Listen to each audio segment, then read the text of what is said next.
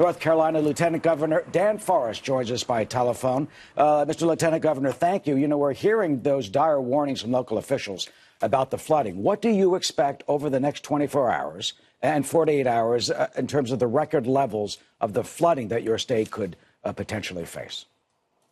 Well, I think we expect just that. Certainly, we already have some record level floodwaters across our state in places that haven't seen flooding in a long time.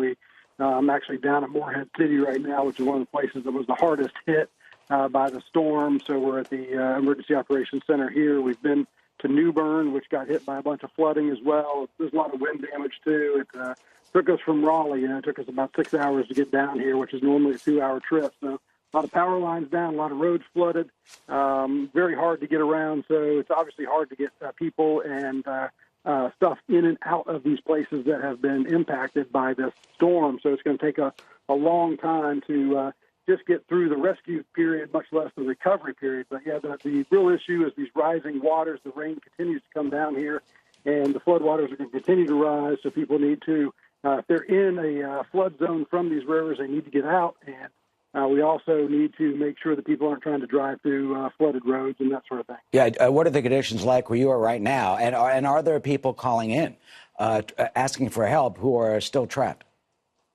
Yeah, that really hasn't stopped. I don't know if there's any active emergency evacuations going on right now, but there certainly were overnight. We had the Coast Guard that was actually rescuing people from Parker's Island, where the bridge was out there. They had to fly in. It's dangerous enough.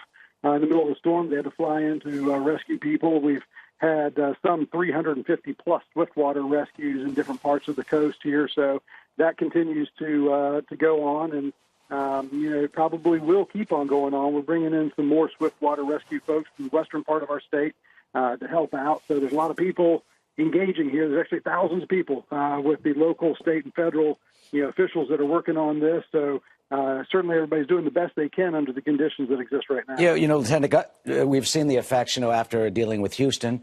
We saw what happened with Katrina. Do you think that the federal and local officials and state officials are now better prepared because these type of incredible storms seem to be happening with more frequency?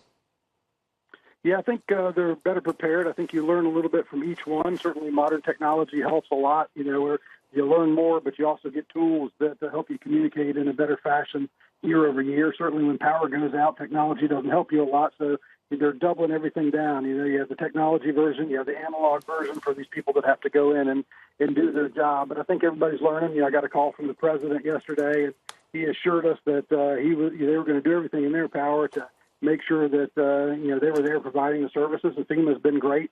Our state EOC guys are great, and the locals are really doing a great job. So what was people need to be patient. What was the phone call like with the president, and were you reassured? Yeah, I mean, he really was asking questions. He said, how bad is it going to be, and is it as bad as you expected it to be? And I told him absolutely yes. That I think once the rain stops, then we can see a lot of this damage, that we'll see that it's probably worse in some places than we were even expecting. And it's going to be days yet before we know how bad the flooding is as these rivers continue to peak all the way into probably mid next week. And what do you expect then to happen mid next week, and how do you plan for that? I mean, you've never seen anything like this. Talk about the Cape Fear River, cresting 62 feet. Yeah, I mean, that's unprecedented, obviously. Cape Fear is not one that generally gets flooded like that. It's a very large river anyway, and so it's obviously just days and days and days of the storm pushing water up the river. Normally our problem is water coming down the river from the mountains in the central part of the state, and it floods over days. But this one, we're going to hit the double whammy. We got the water coming in, and then you're going to have the water coming back down as the storm passes up through the mountains in the central part of our state. So it's going to be a double whammy. I think we know where those flood danger zones are in our state.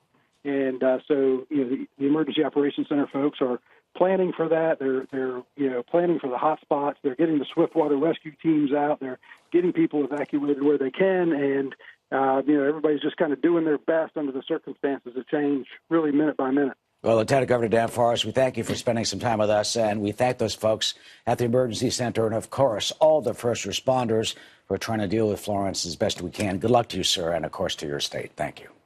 Thank you, sir. Absolutely. Good luck indeed. And